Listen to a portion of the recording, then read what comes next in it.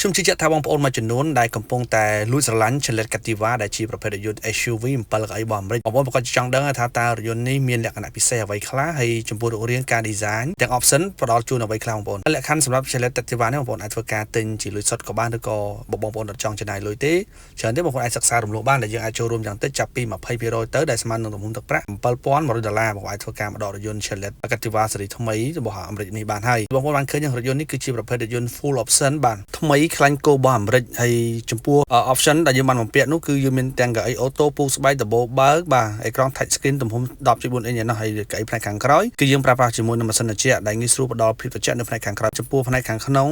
screen ធំមែនទែនដែលយើងអាចអនុញ្ញាតនឹងការប្រើប្រាស់បានជាមួយនឹង Apple CarPlay និង Android Auto ក៏គឺយើងប្រើប្រាស់ប្រភេទ Chocolate Nick សញ្ញោក៏យើងប្រើប្រាស់ជាមួយប្រភេទសញ្ញោ LED ដែលភ្ជាប់ជាមួយសញ្ញោបដិញបាទមកជាមួយកាមេរ៉ា 360 degree sensor មកជុំរថយន្តនិង sensor watch សុភាខ្យល់កង់រថយន្តអ្វីដែលកាន់តែពិសេសទិញភ្លាមបានភ្លាមជាមួយនឹងតម្លៃត្រឹមតែ$35,500តែប៉ុណ្ណោះបងប្អូននឹងទទួលបានឡានថ្មីខ្លាញ់គោរបស់អាមេរិកដោយឡែក option មិនទាន់អស់ទេបងប្អូននៅមានច្រើនជាងនឹងទៀតគ្រាន់តែថានេះខ្ញុំនឹងជម្រាបជូនបងប្អូនទូទៅតែប៉ុណ្ណោះដើម្បីបងប្អូនទទួលបានព័ត៌មានលម្អិតបងប្អូនអាចធ្វើការទៅដំណងជាមួយខ្ញុំតបាន Mr. ចិន្តាតាមរយៈលេខ Telegram 093 544512